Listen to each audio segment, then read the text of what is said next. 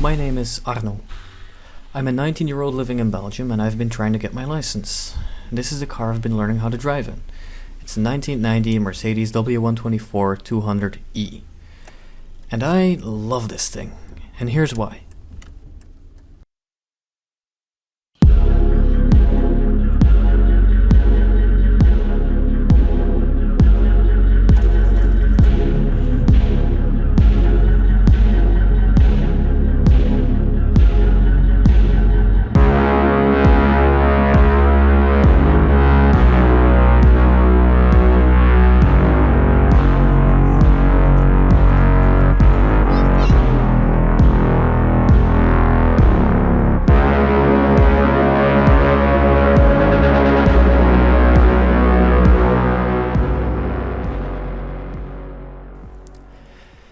In 1984, Mercedes introduced the Mercedes W124. Yes, it's that old. Happy 40th birthday, W124.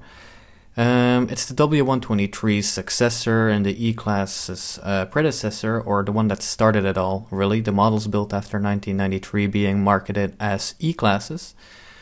And well, it's widely regarded as one of the most iconic and enduring cars in automotive history. Engineered with focus on quality, durability, and innovation. The W124 set new standards in luxury and performance, for its time.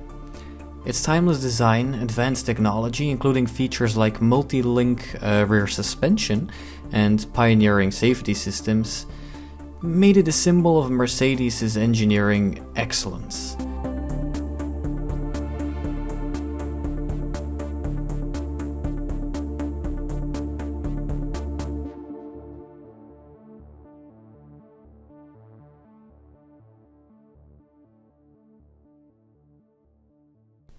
But it's aging, and with time, things gradually fade away. That's just the endless cycle of life.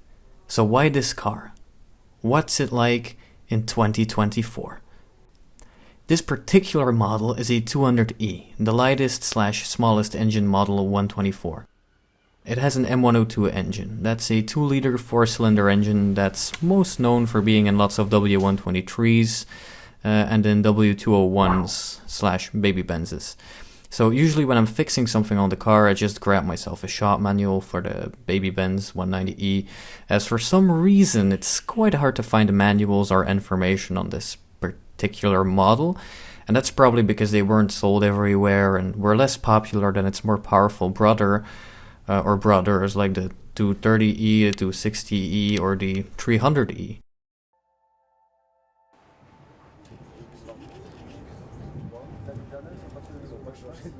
As with any E-Class Mercedes or 5 Series BMW or whatever, this car was supposed to be driven by a self-driving executive, a businessman, a very serious man, in the 80s and 90s of course. But then eventually a second owner comes and goes, and a third and fourth owner comes and goes, and then all of a sudden, instead of 1,000,000 kilometers, it has 120,000 kilometers on the clock, and it ends up in the hands of some wannabe gangster, wannabe shady mechanic type kid my age who tries to tune or rise the thing, and then inevitably totals or crashes it, killing it forever. Or it ends up in a poorer country where it's used and abused until nothing's left of it, until it has turned into literal dust. Or rust, oil, glass, plastic bits, and so on. But no offense though, you gotta do what you gotta do to make things work in life. But luckily, with this one, that's not the case. This car is Belgian, has always lived here, although that's not something you should really care for all that much, since Belgian can be described in one word: moist. But anyways, it has a full service history, or close enough. The car has around 240,000 kilometers on the clock, and it was serviced at an official Benz dealer up until 190,000 kilometers. It's always been stored in a garage, so it's relatively rust-free. Or, well, really solid actually. I'm just a perfectionist. And anyways, it has just been well cared for in general. And the first owner owned it up until I think his death in 2020. Then the second owner had it for 4 years and did some repairs on the car here and there, and well, just maintained it quite well. And now it's here. And cause I just cannot let things be as they are when they're simply not good enough, I myself have actually done some work on the car as well. So it's a bit of a list here, but okay. 1, 2, 3. I've removed the cheap window tint, changed out the original speakers with good quality retrofit ones, changed the valve cover gasket, changed and or refurbished the crankcase, breather hoses, idle air controller, throttle return spring and throttle valve. I've treated some rust spots to slow them down for now, changed out the dashboard lights, painted the grille matte black, and changed out the gear knob and gear boot with new old stock Mercedes ones. And then finally, my dad, the legend, decided to fully polish / detail this thing. And now we're left with this absolutely just stunning W124.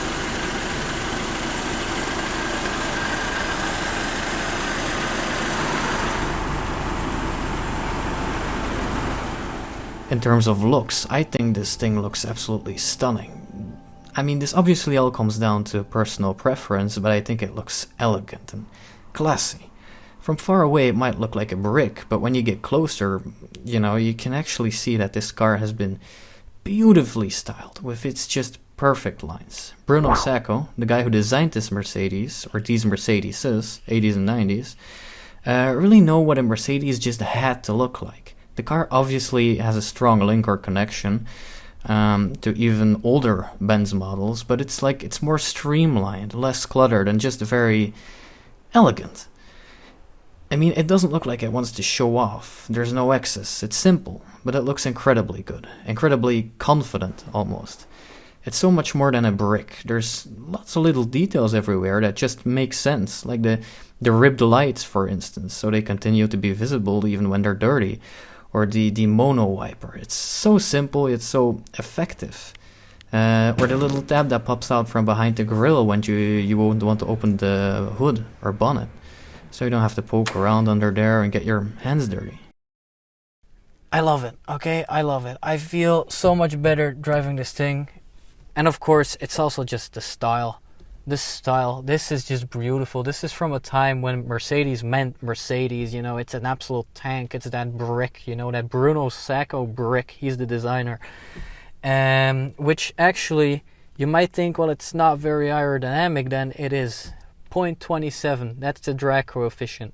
It's better than a brand new GT3 RS, and it's also better than a Ferrari F40. I kid you not, this car is incredibly aerodynamic. Even though it looks like a brick, it is so over-engineered. Even Mercedes, I'm pretty sure they wish they could get back on the same level as back then in terms of quality control and just how good their cars were. This is over-engineered, built by engineers, not by marketing people, you know what I mean? The car handles beautifully, depending on what you use it for. A W124 in its original state is oriented around comfort and luxury, and if you drive it like a maniac, they can feel a bit boaty and heavy, and yes, it can have a noticeable body roll, but this is a 200e, not a 500e, and just your, typical old E-Class in general. That's not what it's for. This car is a cruiser. It's great for long distances, great for comfort. It's peak comfort, peak luxury, peak style. And besides, going through corners at the speed limit, be it 70 or 90 kilometers an hour here in Belgium, I don't feel like I have to slow down or my car is leaning like crazy. It actually feels very solid and safe. At these speeds, it handles just great. Just don't overdo it because, again, this is not a race car. It's incredibly smooth when going over a bad Belgian bumpy pothole-infested road, but at the same time you do know when you're going over a bump. You can still feel like a nice thump through the steering wheel or seat. And that's why I think the suspension is perfectly balanced. It's not so stiff that you're going to need a chiropractor, and not so overly soft that you'll feel carsick after every ride. These are all rear-wheel drive, and in total you have tons of engine options. And this is obviously the manual 5-speed 200e sedan. Some would call it underpowered, but I think that title should go to the rather sluggish 200D, not the 200e, because the 200D actually makes 75 horsepower and makes around 126 newton meters of torque at, 2,800 RPM? While mine comes in at 118 horsepower and makes around 170 newton meters of torque at 3,500 RPM. However, in terms of reliability, the 200D is probably even better. Now, I'm not saying this thing is quick. 0 to 100 kilometers an hour or 0 to 60 takes a full 12 seconds, but it's definitely adequate for day-to-day driving. And if you have a little more money to spend and would like some power, I'd suggest getting yourself a petrol 6-cylinder, like a 260E or a 300E. And if you're rich, just buy yourself the Porsche built 500E. And then for the people who can't pick either, there's also the 400E. And it's V8 powered as well, just like 500E.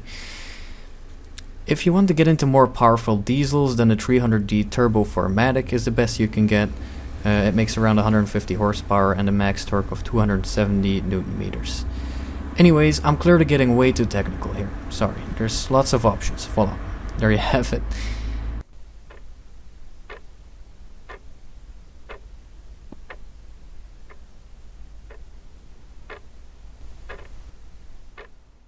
Now, inside of the car, the beauty doesn't stop. There's a lot of continuity here. The interior has a really strong link to the exterior. And what I mean with that, it's also simple, yet great, solid, and luxurious.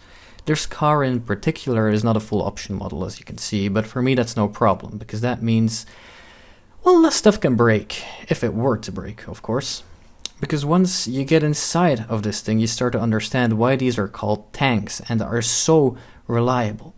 Quality control went bananas in here. It is so solid, so wonderfully put together. It's astonishing.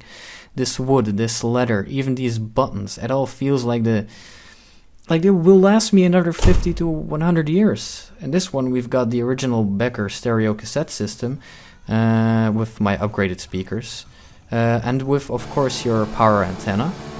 And then you have these beautiful seats that won't give you much support when racing through a corner, but they're ridiculously comfortable. It feels like you're sitting on your grandma's couch.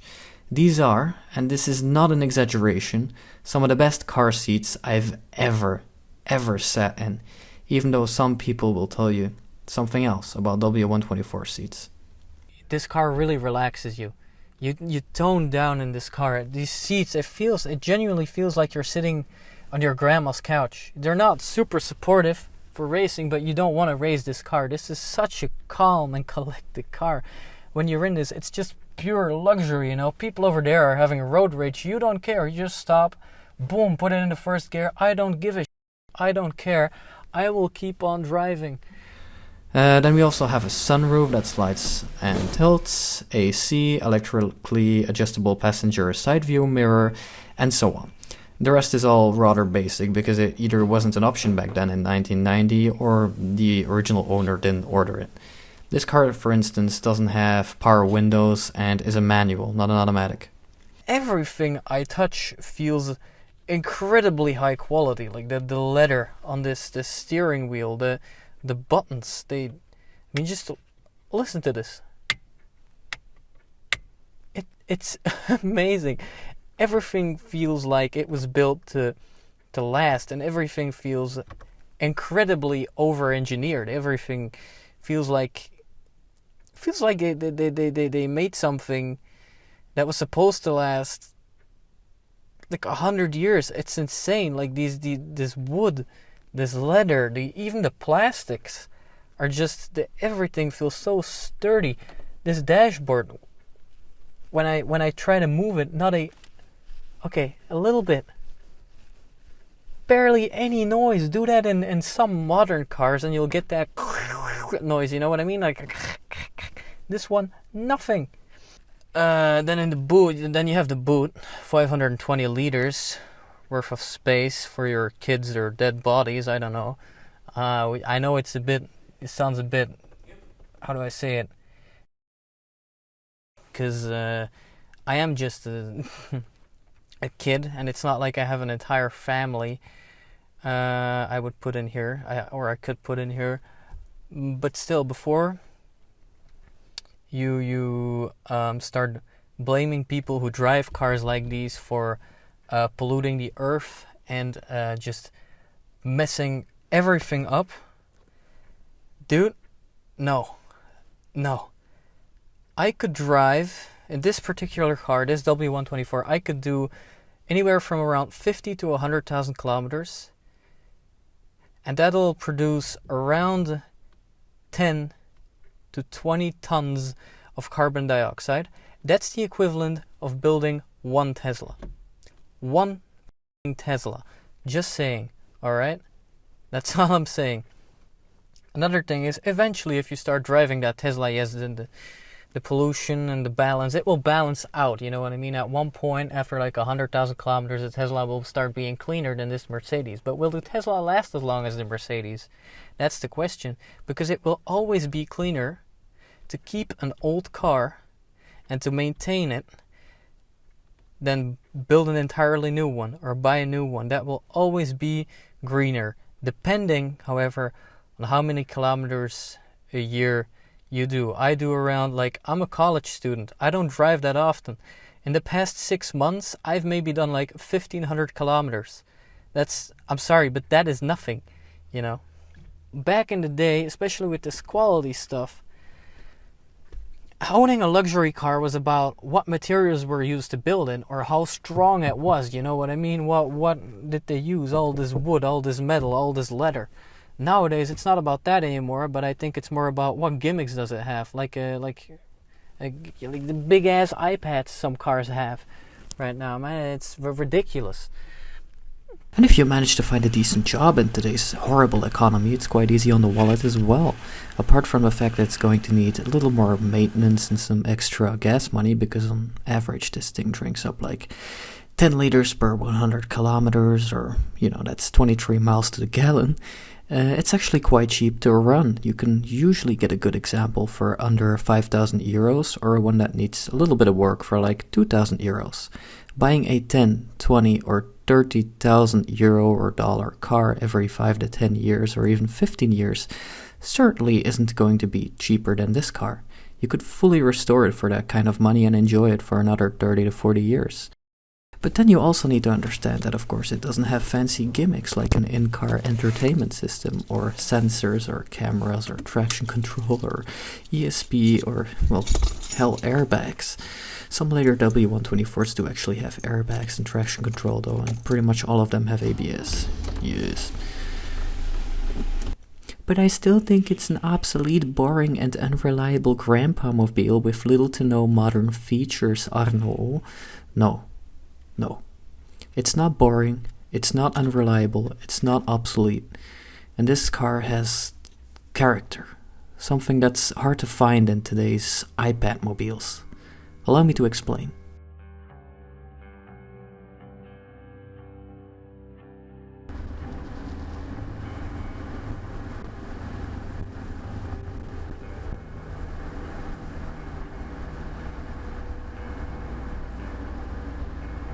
Well, this car makes you a very I don't care / relaxed type of driver. There's such a velvety and just calm mood in here that it could probably get you into a meditative state. However, that doesn't mean it's incredibly boring to drive this car. I'm a young guy and I'm supposed to be used to super light steering and easy clutches, light electronic pedals, sensors, cameras, screens and AAA batteries. But I'm not, and to be honest, I hate it. In this old Merc, I feel like I'm actually driving. I need the upshift blip, downshift blip. The steering has more play and is a little heavier, but I think it's just perfectly weighted. Not too heavy, not too light, because it does have power steering. I can feel my wheels, you know, when I press on the gas I can feel that cable move. I feel in control. You need better control over the steering and the gas and the clutch and the brakes and just about everything. You know, then in a new car you're not watching Shrek on the massive screen that's hanging off of the dashboard while the car is on autopilot, and then you need to do an emergency stop because you're about to crash into another car but you weren't paying attention because you were watching Shrek on your GPS. But whatever, you know, and let's not do that. And when I park this thing, I'm fully concentrated on my mirrors and looking around, and there are no sensors, no warnings, no cameras or lights to annoy me. I feel like I am driving a car, an actual car. Not only a heavy machine that gets me from A to B, no, something to enjoy feeling and looking at and listening at, just something to feel connected to. It's just so romantical. You know, it's your car and the road, and you're in charge.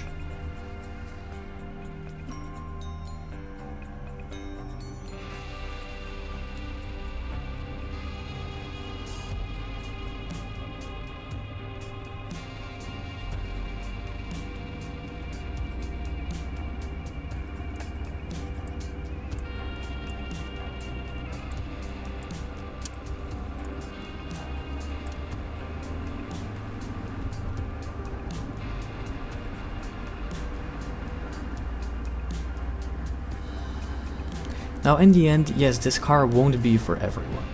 But if you're not afraid of owning and driving an older car, which often means that you'll need to pay a little more attention to the road and the condition your car is in because stuff might break, get it. In terms of reliability, well, if well maintained, I'd say this thing will probably outlive a lot of modern cars and possibly even me. Because it all comes down to the materials used to build one of these, used to build a car, and how they're used. Like for instance the engine. A 2-liter 4-cylinder making 118 horsepower might be weirdly underpowered today, but that makes it 10 times more reliable because it puts less strain on the engine. And then another thing is the parts. Like this car is made out of very high quality parts, lots of metal, lots of magnesium, not that much plastic. Like apart from the trim and some of the interior parts, little to no plastic or other cheap materials were used to build this car. This is a car that was built by engineers, well, overbuilt or over-engineered, and they made it solid, and they did that in combination with a very, very serious German quality control department, you know, and it just wasn't built by bookkeepers or cheapskates. And I know what you're thinking, but Arno, you've been fixing it, you've been working on it. Doesn't that mean that it requires work and will break down quite often? And these are like, no. There are a couple of things to keep in mind here, and my answer is no. No, absolutely not. But it does depend on what condition it is in. I didn't have to work on my car. I could have left the worn down parts in their deteriorating state for years. I could have let it leak oil for years. I could have let stuff rusty and cracked and blocked for years before the car would have finally given up, alright? But I'm a preventative kind of maintenance guy, you know? If you can prevent it breaking down or corroding away or causing expensive repair bills in the future, do it. It gives you satisfaction, peace of mind, and it keeps the car in good condition. Almost indefinitely. Maintenance is everything. Now this also depends on what kind of car you get though. And you know, mine was in great condition, to be honest. Perfectly balance all of this and you get an absolute tank of a car. A masterpiece, a hero. So to get to my statement I made in the beginning of this video, no, it has not faded. It hasn't faded. It's gotten stronger and has aged like a fine wine. And I got that license.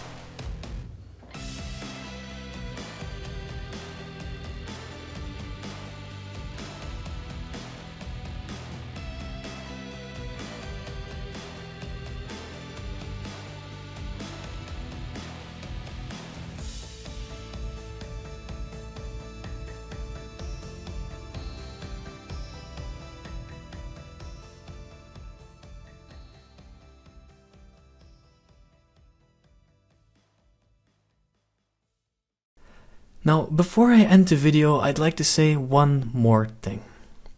My childhood and interest in cars was heavily formed by 3 very refined British gentlemen. Obviously, I'm talking about May, Hammond, and Clarkson in Top Gear and the Grand Tour here. Since they're now retired, I'd like to say thank you. Thank you for many, many years of laughter and happiness. I watched the very last episode last week, and to be honest, I choked up at the end. Like, oh yeah, I didn't even know them, oh it's just a show, but that just goes to show how good it was. I'm studying documentary/TV at college right now, and it's my dream to be able to work on something similar one day. So this goes out to everyone who worked on the show or shows.